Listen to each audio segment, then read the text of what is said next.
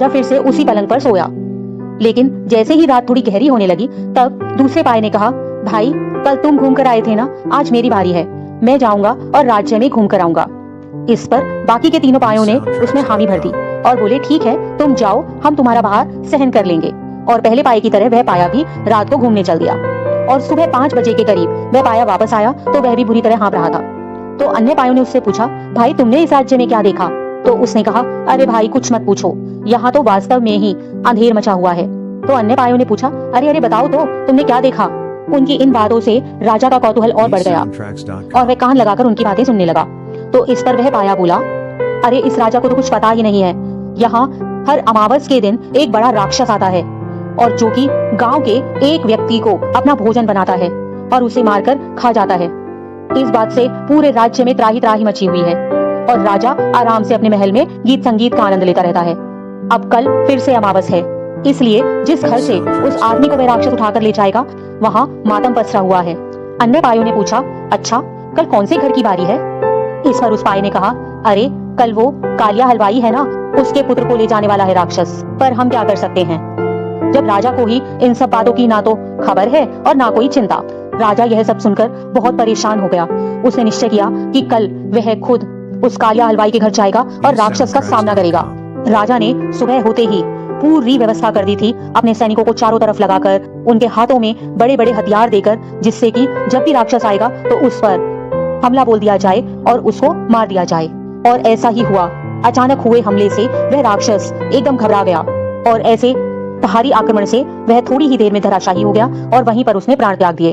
अब राजा को उस पलंग के लिए चुकाई गई 100 स्वर्ण मुद्राएं भारी नहीं पड़ रही थी और उसकी जिज्ञासा और भी बढ़ती जा रही थी।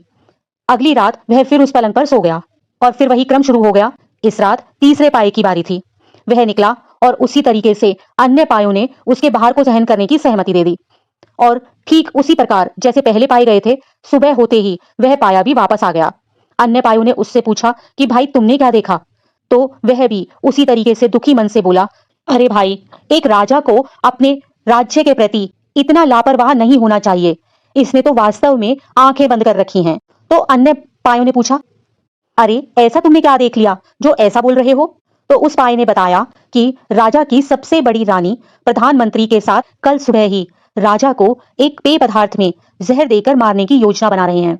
राजा यह सब सुनकर एकदम अचंभित हो गया और उसने अगले दिन पूर्णतः सावधान रहने का फैसला किया। और वही हुआ जिसका राजा को डर था। सबसे बड़ी रानी सुबह होते ही उसके लिए एक शरबत लेकर आई और प्रेम पूर्वक पीने के लिए आग्रह करने लगी।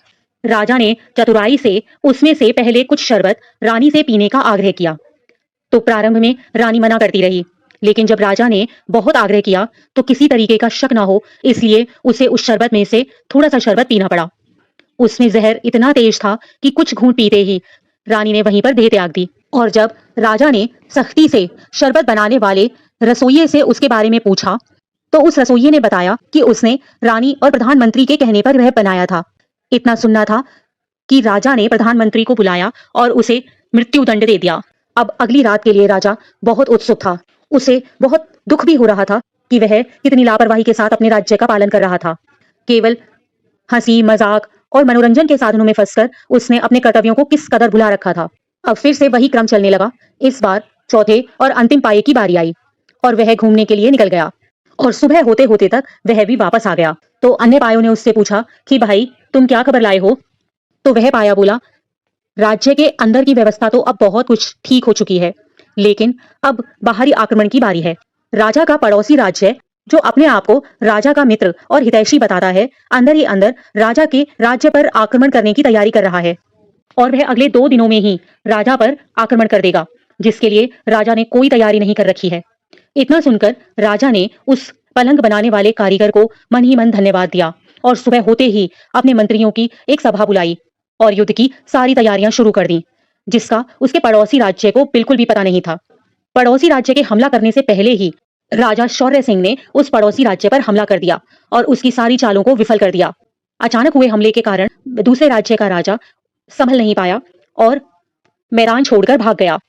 अगले ही दिन राजा ने उस कारीगर को बुलाया और पूरे दरबार में उसका सम्मान किया और उसे अपना राज कारीगर घोषित कर दिया और महल में ही रहने के लिए जगह दी।